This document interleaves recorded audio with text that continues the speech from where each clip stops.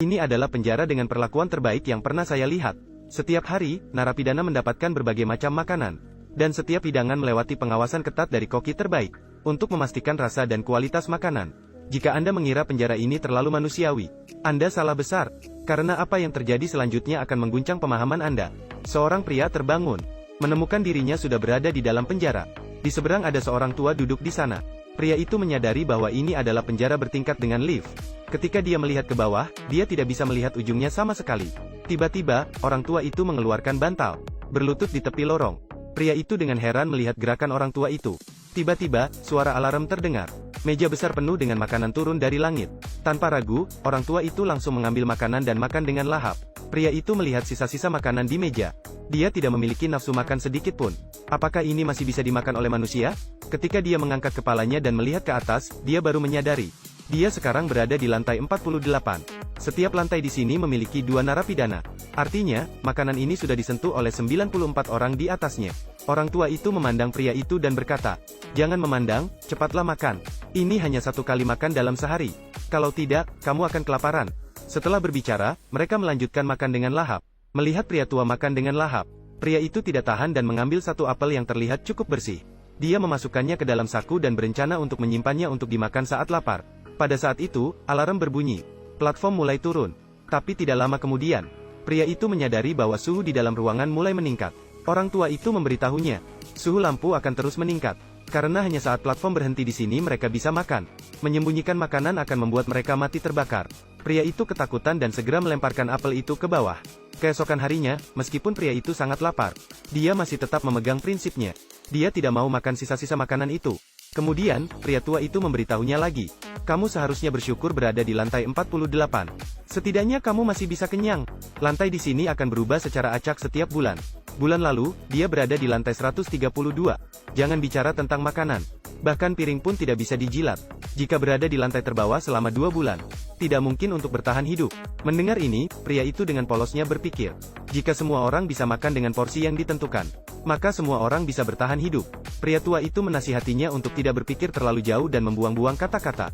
Karena orang-orang di lantai atas sama sekali tidak peduli dengan kehidupan orang di lantai bawah.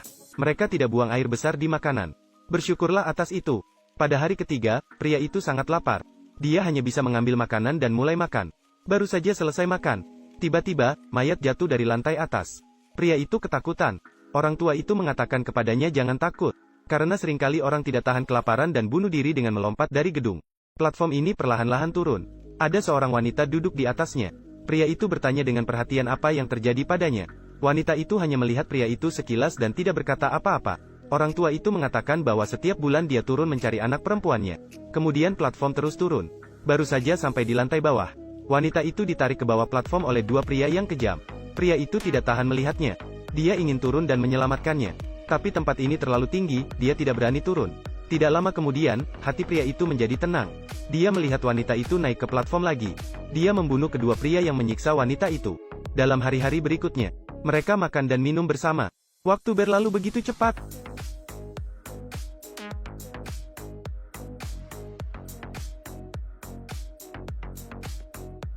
Dalam sekejap, 1 bulan berlalu. Malam ini adalah hari pindah lantai. Patua, biarlah laki-laki itu berdoa. Karena dia sudah mencium bau obat bius. Semoga bisa pindah ke lantai yang bagus. Setelah berbicara, keduanya jatuh pingsan. Pria itu terbangun dari tidurnya. Menemukan dirinya terikat dengan kuat di seluruh tubuhnya.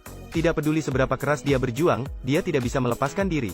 Pada saat itu, orang tua itu muncul di sisinya dengan membawa pisau. Ternyata mereka berada di lantai 171. Lantai ini sama sekali tidak mungkin memiliki makanan.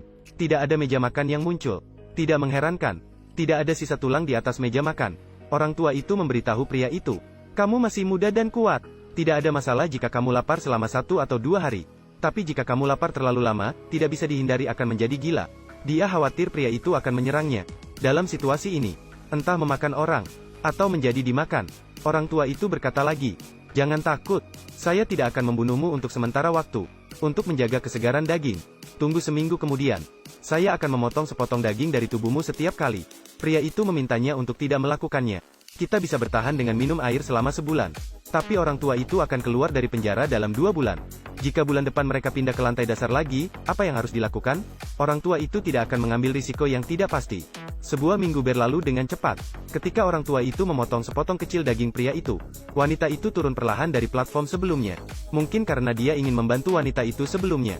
Jadi kali ini wanita itu ingin membantunya. Wanita itu mengambil pisau orang tua itu. Dia menusuknya dan membuatnya berdarah. Pria itu mengambil pisau itu. Dia dengan marah mengakhiri kehidupan orang tua itu.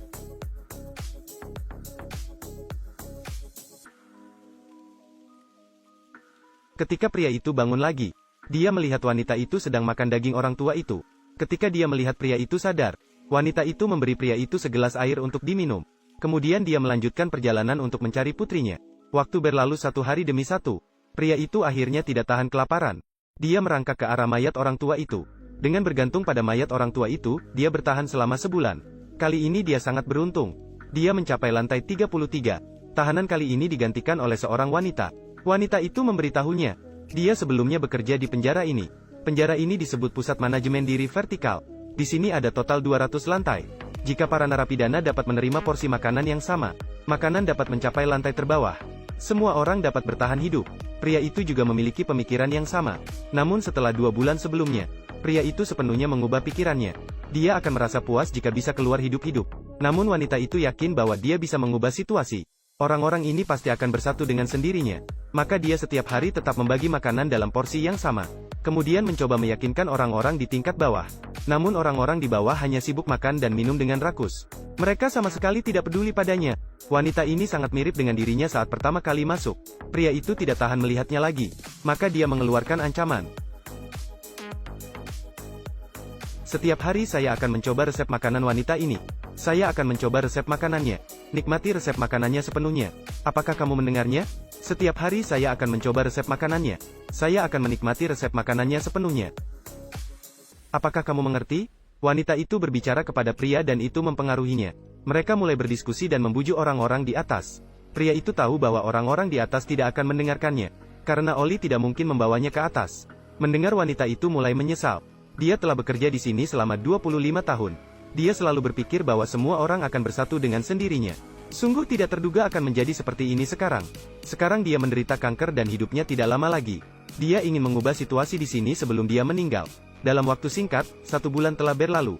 Pria itu terkejut ketika dia bangun kali ini. Lantai 202. Dia melihat ke bawah. Tetap saja tidak bisa melihat ujungnya. Sepertinya ini bukan hanya lantai 200. Sementara wanita di sampingnya memilih untuk gantung diri.